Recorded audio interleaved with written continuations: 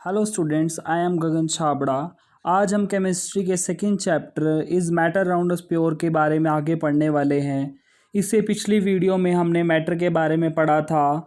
Matter आपको पता है क्या होता है, हमारे आसपास की चीज़ें, कि वो प्योर है या नहीं है। हमने पिछली वीडियो में प्योर और इम्प्योर की डेफिनेशन पढ़ी थी। तो आज हम कुछ इम्पोर्टेंट डेफिनेशन पढ़ने वाले हैं एलिमेंट्स के बारे में, कंपाउंड के बारे में, मिक्सचर्स के बारे में, उसके टाइप्स के बारे में। तो हम पहले बात करते हैं एलिमेंट की।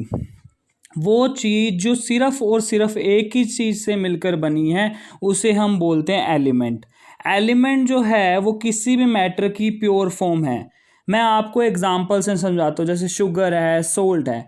आपने एक शुगर का पीस ले लिया, हम शुगर को फिजिकल प्रोसेस के द्वारा ब्रेक डाउन कर रहे हैं, तोड़ रहे हैं। जब हम उसको तोड़ रहे हैं तो लास्ट में भी आपको जो चीज़ मिलेगी वो क्या होगी? शुगर होगी। मतलब क्या है? वो मैटर जो सिर्फ एक ही चीज़ से मिलकर बनी है वो क्या है? वो एलिमेंट है। क्लियर हो गया आपको एलिमेंट क्या है? तो मैं आपको यहाँ डेफिनेशन बता देता हूँ क्या बनेगी। The matter which is made up of one and only one kind of substance is called element. अब हम बात करेंगे कंपाउंड और मिक्सचर की। देखो, कंपाउंड और मिक्सचर में जो बच्चे होते हैं वो कंफ्यूज हो जाते हैं। ठीक है, तो हम इसका पहले बेसिकली क्या करेंगे? डिफ्रेंशिएट करेंगे। तो कंपाउंड क्या है? वो सब्सटेंस जो बनता है दो या दो से ज़्यादा एलिमेंट से। जब जुड़ते हैं तब उनकी जो केमिकल सब्सटेंस की फॉर्मेशन होती है उसे हम बोलते हैं कंपाउंड। फॉर एग्जांपल, आपका जो पानी है ये क्या है? वाटर। हमारा क्या है? ये कंपाउंड है। लेकिन इसमें जो प्रपोर्शन होता है, जो रेशो होता है, वो डेफिनाइट होता है।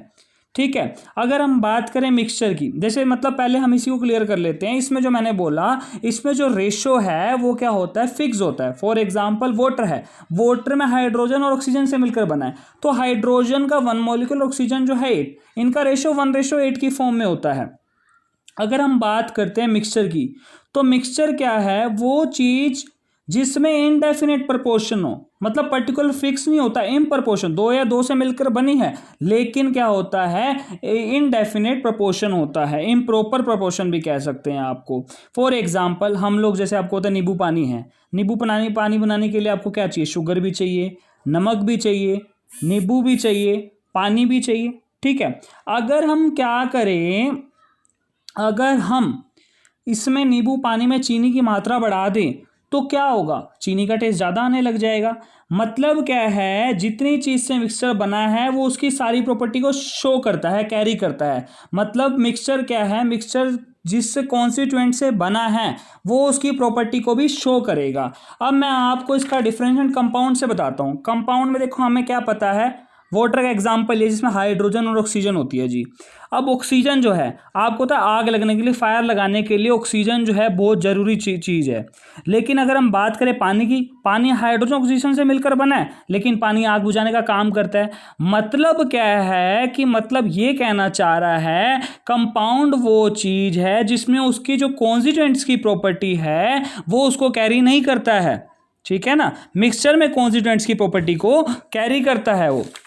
जैसे कि डेफिनेशन में आपको बता देता हूं। A substance consisting of atoms or ions of two or more different elements in definite proportion, एक फिक्स प्रोपोर्शन में है, उसे हम क्या बोलते हैं? कंपाउंड। और दूसरा पॉइंट हमने क्या पढ़ा?